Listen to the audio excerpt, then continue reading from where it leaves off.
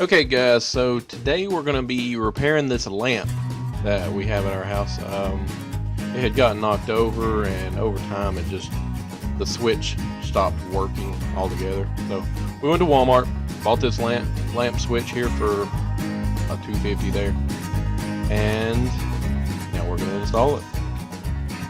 First things first, you got to take the lampshade off. Can't do any work without taking the lampshade off.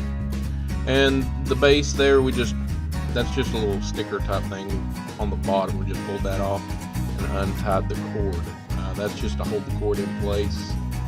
That's all that was there for. Next thing I do is I unscrew the top and pull the cord through.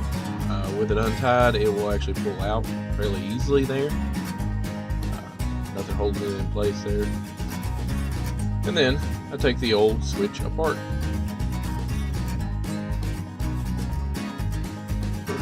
As you can see inside the old switch, that the wires are kind of tied right there as well.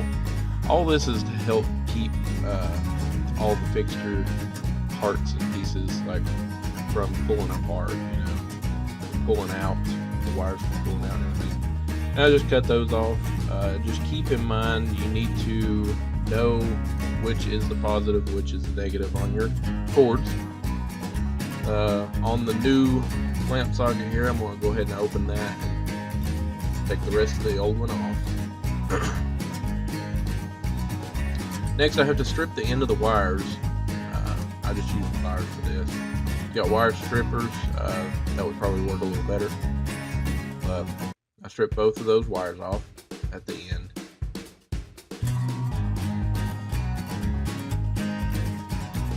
And next, I'm going to take apart the new fixture, and you can see it's got a brass fitting and a silver colored fitting there.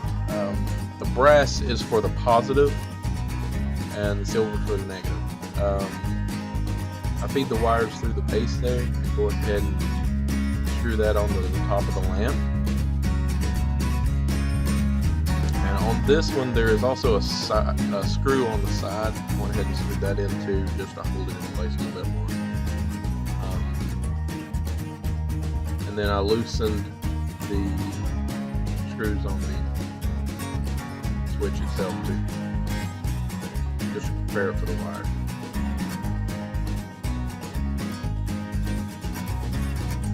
On the end of this wire, just like before, I did tie a little knot in there.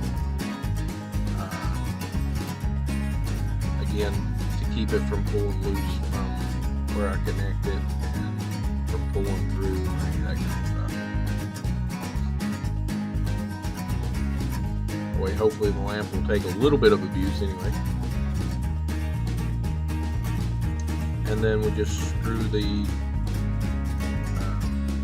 appropriate wires to the connections. That is the positive right there, and the negative screws on the other one. And that's what it'll look like when you're done there. At this point, it's just a matter of pulling that cord back through the bottom just to tighten it up at the top. And make sure you line everything up, going on through.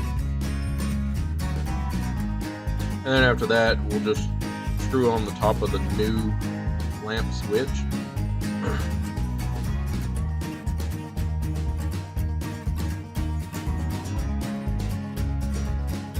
And that kind of holds everything in place when you do that.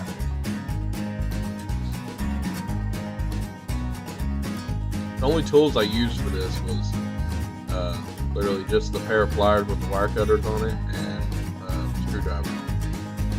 On the bottom here, I went ahead and tied a knot in the bottom here as well, just so it wouldn't pull through very easily.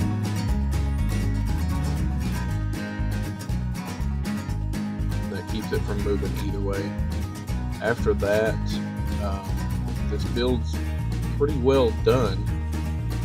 Again, it's more of a repair, not a build this time, but just tie that knot there, and you can actually put the bottom piece back on. I have to glue that on. I don't show it here, but I'm going to use hot glue with that. after it's all said and done, plugged it up, and it works. So I hope you like this. Any comments if you like stuff like this, or if you like more of the typical builds that I do.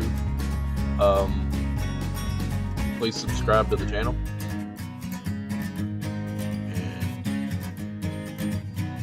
And there is the finished product.